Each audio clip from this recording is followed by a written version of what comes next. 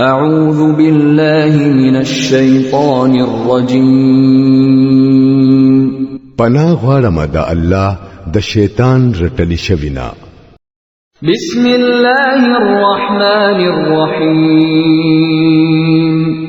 شروع کوم پنوم د الله چې بخون کې مهربان دی. هل أتى على الإنسان حين من الدهر لم يكن شيئا مذكورا. آیا په انسان باندې د نه ختمېدونکو زمانه یو وخت داسې هم تیر شوی دی چې د اډو دا یادولو قابل سیز نه وو؟ إنا خلقنا الإنسان من نطفة أمشاج نبتليه فجعلناه سميعا بصيرا. مونږه انسان د یوې شریک نطفه نه پیدا کړو چې د دنیا امتحان واخلو او د دې غرض لپاره مونږه د اوریدونکو او لیدونکو جوړ کړو. إنا هديناه السبيل إما شاكرا وإما كفورا. مونږه د تلار او خدلا کو شکر گزار جوړیږي او کو کفر کوونکی جوړیږي. إنا أعتدنا للكافرين سلاسل وأغلالا وسعيرا. د کفر کوونکو لپاره مونږه زنجیرونه او د غاړي پټای او د غرغندو ور تیار ساتلې دي. إن الأبرار يشربون من كأس كان مزاجها كافورا. عينا يشرب بها عباد الله يفجرونها تفجيرا. نیکان خلق با په جنت کې د شراب داسې پیاله اسکی چې پاغي کې با د کافور او بو شامل وي. دا با یو بهدل کې چنوي چې داغه د وبو سره با د الله بندگان شراب سکي او چې کوم خواته غواړي هلته بتري په اسانتیا سره ولې وباسي. يوفون بالنذر ويخافون يوما كان شره مستطيرا. دا به هغه خلک وي چې په دنیا کې نظر پوره کوي او د هغه ورځې نه یریږي چې داغه آفت به هر طرف ته خور شوي وي. ويطعمون الطعام على حبه مسكينا ويتيما وأسيرا. إنما نطعمكم لوجه الله لا نريد منكم جزاء ولا شكورا. إنا نخاف من ربنا يوما عبوسا قمطريرا. او د الله په محبت کې په مسکین باندې او په یتیم باندې او په قیدی باندې ډوډۍ خوروي او هغه توای چې مونږ خو صرف د الله د رضا لپاره په تاسو باندې ډوډۍ خورو. مونږ ستاسو نه نسو بدله غواړو او نسو شکریا. زمون سره خو د خپل رب د طرف نه د هغه ورځې د عذاب یره ده چې سخته د مصیبت اوږده ورځ بوي. فوقاهم الله شر ذلك اليوم ولقاهم نضرة وسرورا وجزاهم بما صبروا جنة وحريرا متكئين فيها على الأرائك لا يرون فيها شمسا ولا زمهريرا ودانية عليهم ظلالها وذللت قطوفها تذليلا.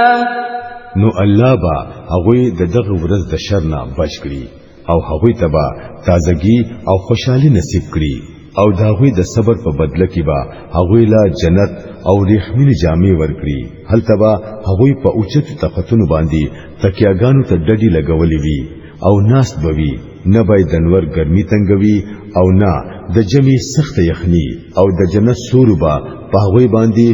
زړن سورې کړي وي او داغه میوه با هر وخت داغوی په وس کې وي چې څنګه خوخوي هغه سی به شو کوي. ويطاف عليهم بآنية من فضة وأكواب كانت قوارير من فضة قدروها تقديرا پاغوی باندې با د سپینو زرو لوخي او د شیشه پیاله چاپیره ګرځولې کیږي هغه شیشه چې د سپینو زرو بوي هغه با د جنت منتظمینو ټیک د اندازې مطابق ډکی کړي وي ويسقون فيها كأسا كان مزاجها زنجبيلا عينا فيها تسمى سلسبيلا او پاغوی با هلته د داسې شرابو جامونه سکول کیږي چې پاغي کې با سور شامل وي دا به د جنت یو چینوي چې هغه ته سلسبیل ویل کیږي ويطوف عليهم ولدان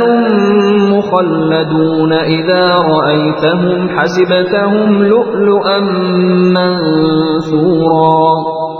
د هغوی د خدمت د پاره با داسې هلکان منډي ترړي وهي چې هغوی با همیشه هلکان وي چې ته هغوی اوینه نوای با چې ملغلری دي چې خورې کړې شوی دي واذا رايت ثم رايت نعيما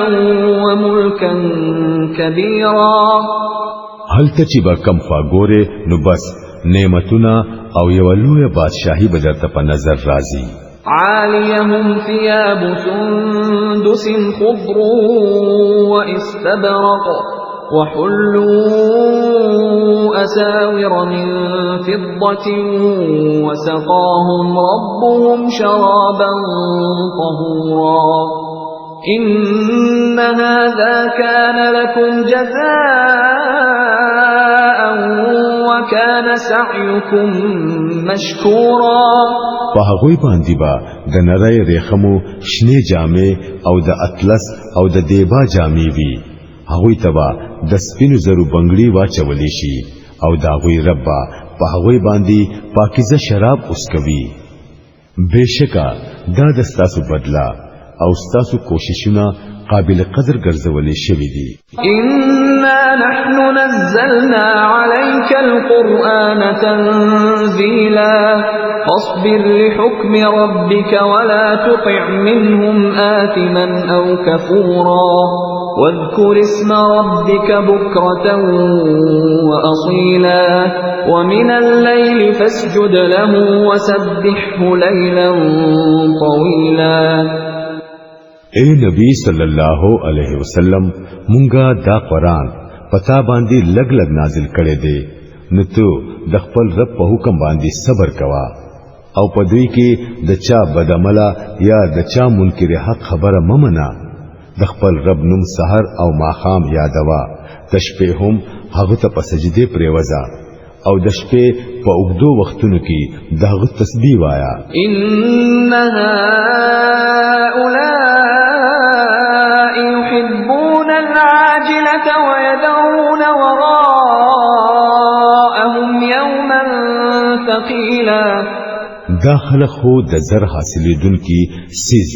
یعنی دنیا سره مینه لري او وړاندې چې کما درنه ورځ راتلونکي دا هغه ته نه ګوري نحن خلقناهم وشددنا أسرهم وإذا شئنا بدلنا أمثالهم تبديلا دا دوی خو هم مونږه پیدا کړی دي او د دوی پیوندونه مونږه مضبوط کړی دي او مونږ چې کله وغواړو نو د دوی شکلونه به بدل کړو إن هذه تذكرة فمن شاء اتخذ إلى ربه سبيلا بشکا دا یو نصیحت دی اوس چې د چا زړغواړي نو د خپل رب د طرف لار دی اونیسي وما تشاءون إلا أن يشاء الله